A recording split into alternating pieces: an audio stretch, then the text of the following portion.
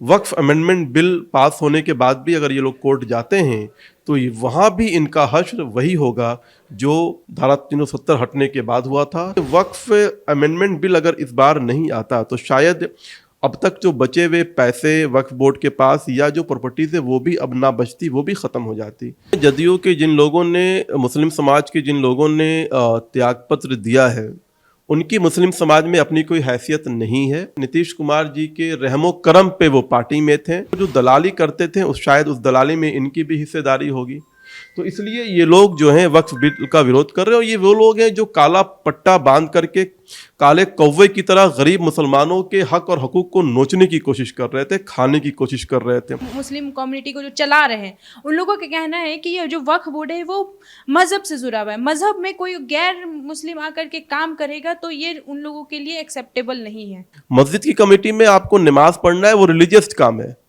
वक्फ board के अंदर कोई रिलीजियस प्रैक्टिस नहीं होता है। एक संस्था में जो आय होता है, जो पैसा आती है, जो उसकी प्रॉपर्टीज है, उसको संरक्षित करना, उसको सही तौर से इस्तेमाल करना। तो इसमें कहीं भी कोई इस्लामिक और रिलीजियस प्रैक्टिस है ही नहीं। कुछ मुस्लिम कम्युनिटी के लोगों का कहना है कि क्या वक्फ की जमीनें संभालने के लिए मर्द काफ़ी नहीं है, जो महिलाओं को भी इस चीज़ में रखा जा रहा है। ये दकियानूसी ख्यालात थे, ये ऑर्थोडॉक्स सोच है। हमारे समाज में, हमारे मुल्क में महिला और औरत में कोई फ़र्क नहीं है। ये जो लोग सोचते हैं कि पुरुष ज़्यादा संबल है, पुरुष ज़्यादा पावरफुल है और महिला कमज़ोर है, मैं ऐसे लोगों की सोच की कड़ी निंदा करता हूँ। सरकार के द्वारा लाया गया कोई भी योजना किसी व्यक्ति के लिंग या भाषा या जाति या धर्म आधारित नहीं होती है, बल्कि वो पूरे देश के लिए होती है। पूरे देश का गरीब होता है, उसकी एक ही जाति होती है, गरीब। तो गरीब के लिए सरकार काम करती है और गरीब में सारे समाज और सारे धर्म के लोग आते हैं। नमस्कार दोस्तों, फिर से स्वागत है आपका आर्य न्यूज़ चैनल पे। मैं हूं आयशा यादव और आज हमारे साथ बीजेपी के मीडिया प्रभारी दानिश इकबाल जी हमारे साथ मौजूद है और इनसे कुछ बातें करेंगे वक्फ बिल के बारे में, जो कि लोकसभा और राज्यसभा दोनों से पास हो चुका है। आगे क्या बीजेपी प्लान की है वक्फ बिल को लेके, इनसे जानने की कोशिश करेंगे। नमस्ते सर, कैसे हैं? जी नमस्कार। तो सर, वक्फ बिल बीजेपी का आखिर पास हो गया, तो आप बताइए कि वक्फ बिल जो पास हुआ है वो मुस्लिमों के लिए किस तरह से बेनिफिशियल होगा। देखो, एक ऐतिहासिक दिन है कि लोकसभा के साथ साथ राज्यसभा में भी जो है वक्फ अमेंडमेंट बिल पास हुआ है।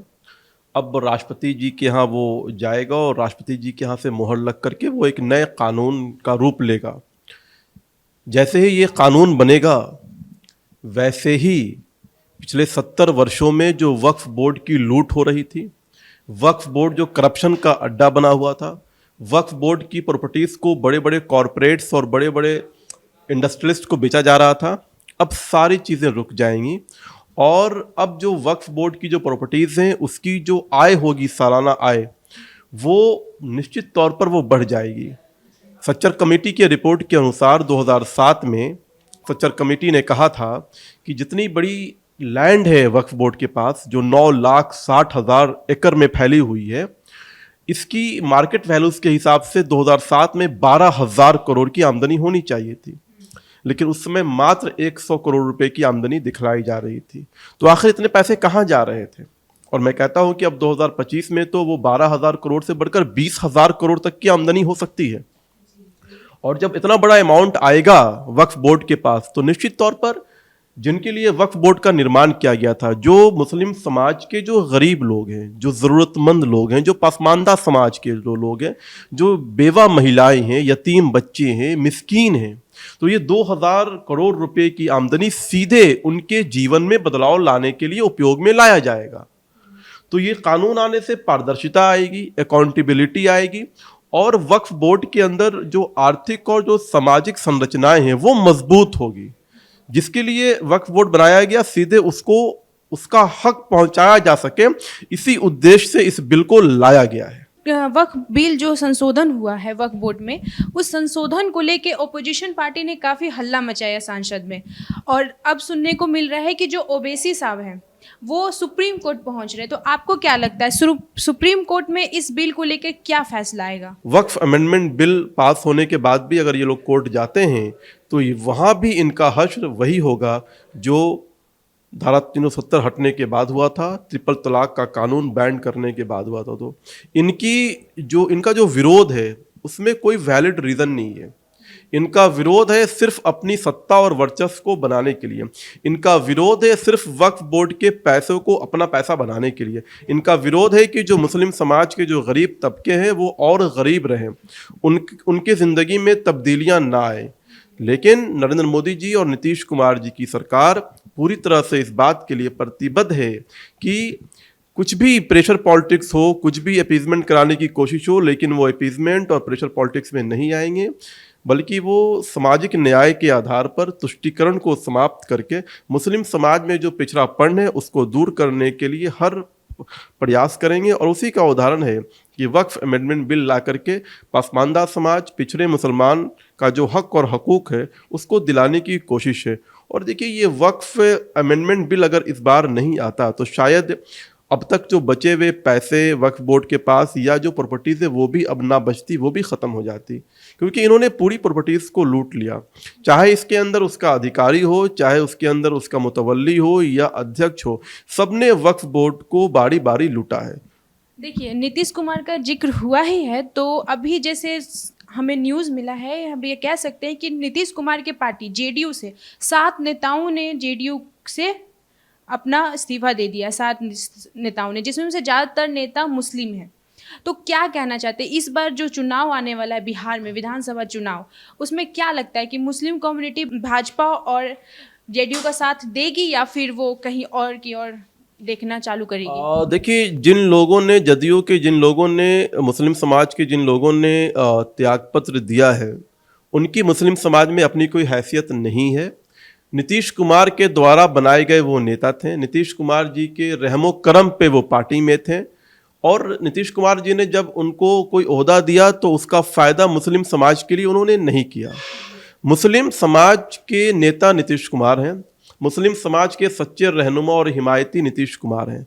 तो जिस व्यक्ति को नीतीश कुमार ने ही खड़ा किया हो, उनकी पहचान नीतीश कुमार से हो, तो वैसे व्यक्ति के पार्टी छोड़ने से कोई फ़र्क नहीं पड़ता है। और ये वो लोग हैं जिन्होंने पार्टी छोड़ी है, जो वक्फ बिल का विरोध करने वालों के साथ खड़े हैं। और वो इसलिए खड़े हैं कि वो जो दलाली करते थे शायद उस दलाली में इनकी भी हिस्सेदारी होगी, तो इसलिए ये लोग जो हैं वक्फ बिल का विरोध कर रहे हैं। और ये वो लोग हैं जो काला पट्टा बांध करके काले कौवे की तरह गरीब मुसलमानों के हक और हकूक़ को नोचने की कोशिश कर रहे थे, खाने की कोशिश कर रहे थे।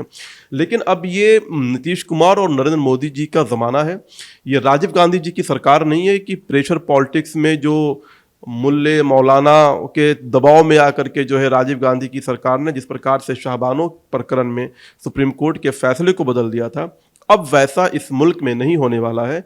अब नीतीश कुमार जी और नरेंद्र मोदी जी सामाजिक न्याय के आधार पर मुस्लिम समाज के पिछड़ापन को समाप्त करने के लिए पूरी तरह से प्रतिबद्ध हैं।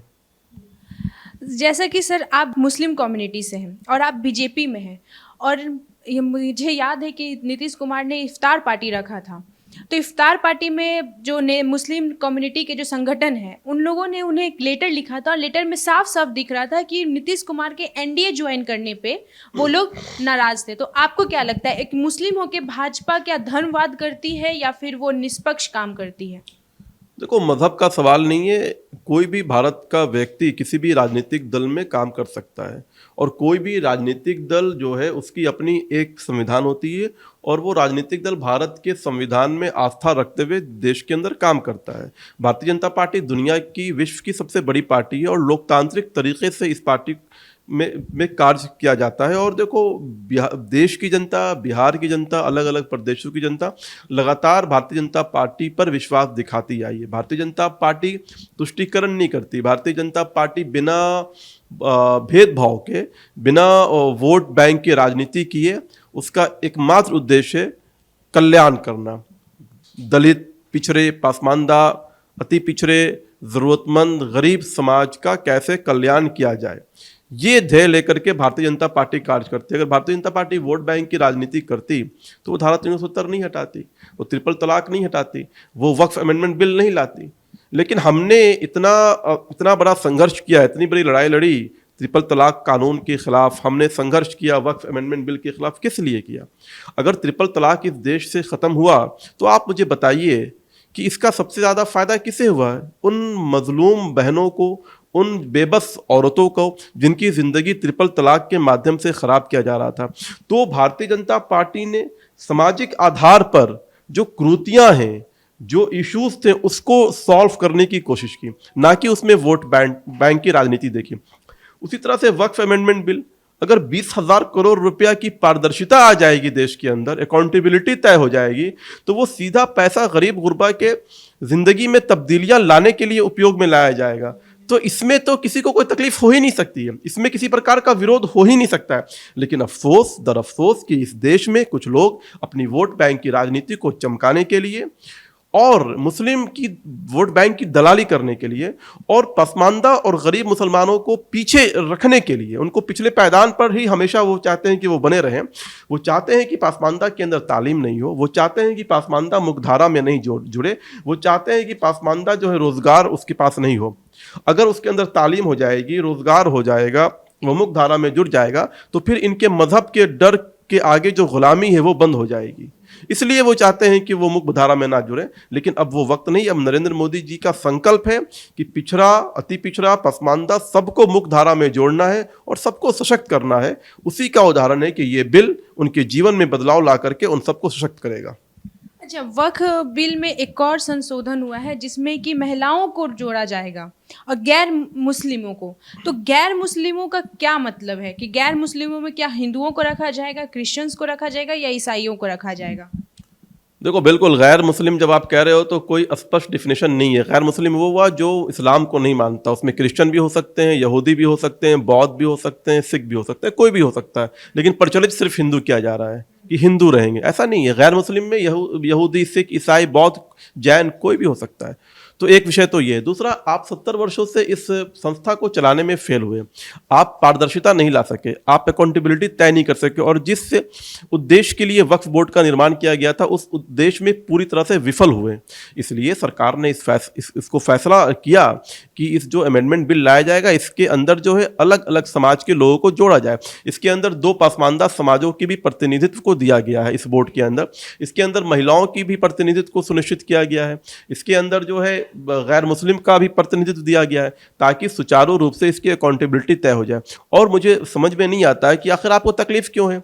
क्या वो गैर मुस्लिम भारतीय नहीं है क्या? एक लोकतांत्रिक देश के अंदर और वक्फ बोर्ड जो है, समझिए, वक्फ बोर्ड ना रिलीजियस बॉडी है, ना शरिया से चलने वाला बॉडी है और ना कुरान के अंदर वक्फ बोर्ड का कोई जिक्र है।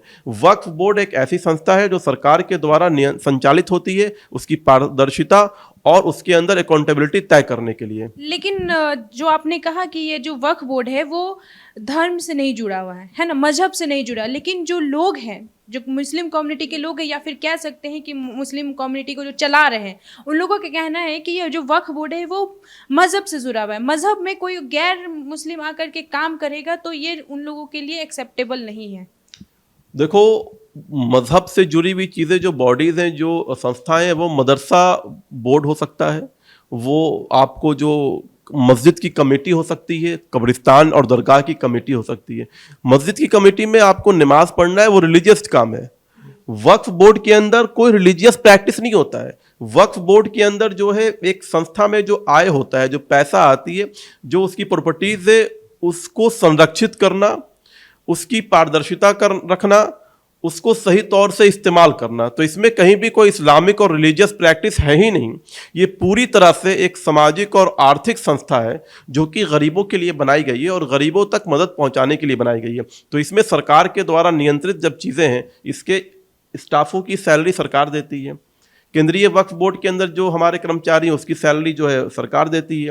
बिहार के अंदर जो कर्मचारी हैं उसकी सैलरी जो है बिहार सरकार देती है। तो फिर ये रिलीजियस बॉडी कैसे हुई? ये पूरी तरह से सामाजिक और आर्थिक संस्था है जो गरीब मुसलमानों के लिए बनाया गया है। वक्फ करने वाले, जो दान करने वाले, जो पवित्र दान करते हैं, उस दान को, उस प्रॉपर्टीज़ को कैसे संचालित किया जाए, उसके लिए वक्फ बोर्ड का निर्माण है। और ये अमेंडमेंट बिल पूरी तरह से जो है संवैधानिक है और पूरी तरह से गरीब मुसलमानों की ज़िंदगी में आज़ादी के बाद पहली बार ऐसा बिल आया है जिसके माध्यम से सीधे उनको फ़ायदा पहुंचेगा। जी, एक आखिरी सवाल मेरा वक्फ बोर्ड से रिलेटेड कि महिलाओं को भी रखा जाएगा। तो कुछ मुस्लिम कम्युनिटी के लोगों का कहना है कि क्या वक्फ की ज़मीनें संभालने के लिए मर्द काफ़ी नहीं है, जो महिलाओं को भी इस चीज़ में रखा जा रहा है? ये दकियानूसी ख्यालात थे, ये ऑर्थोडॉक्स सोच है। हमारे समाज में, हमारे मुल्क में महिला और औरत में कोई फ़र्क नहीं है।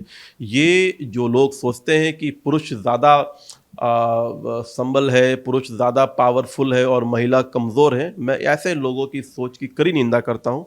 ऐसे लोग हमारे समाज में लिंग के आधार पर भेदभाव पैदा करते हैं। हम मानते हैं कि हमारे समाज में महिला और पुरुष सभी एक समान हैं, सभी एक बराबर हैं, सभी जो है किसी भी कार्य को करने के लिए सक्षम हैं।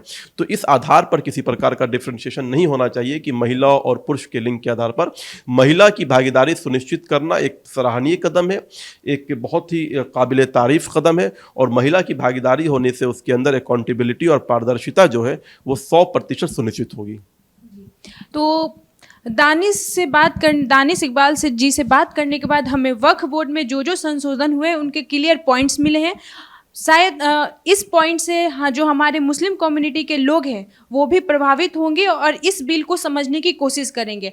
सर, आखिरी बार बीजेपी इस बार बिहार में मुस्लिम कम्युनिटी के लिए क्या ऐसा अलग करने वाली है जो मुस्लिम कम्युनिटी के लोगों का भरोसा जो बीजेपी और एनडीए से हट गया है वो वापस आ सके? देखो, बहुत स्पष्ट है, भारतीय जनता पार्टी कभी भी जातीय या किसी प्रकार के धार्मिक आधार पर कोई विषय नहीं लाती। लेकिन हाँ, जो हमारे समाज में जो कमज़ोर तबका है, जो पिछड़ा तबका है, उसको तुष्टिकरण करके नहीं बल्कि सामाजिक न्याय के आधार पर हम उसको मुख्य धारा में लाने की कोशिश करते हैं। और ऐसे बहुत अनेकों उदाहरण हैं। अगर वक्फ अमेंडमेंट बिल पास हो रहा है तो इसका सीधा फ़ायदा बिहार के अंदर जो मुस्लिमों की आबादी है उसमें 73% मुसलमानों की आबादी पासमानदा समाज की है। तो आप सोचिए इस बिहार की कितनी बड़ी आबादी को जो है वक्फ बोर्ड के माध्यम से जो है उसको फ़ायदा मिलने वाला है। दूसरी, सामाजिक न्याय के आधार पर अगर विश्वकर्मा योजना केंद्र की सरकार चलाती है तो उसके अंदर जो मुस्लिम जो जातियां हैं, जो मुस्लिम पिछड़ी जातियां हैं, जो कारीगर जातियां हैं, उनको भी विश्वकर्मा योजना का लाभ मिल रहा है।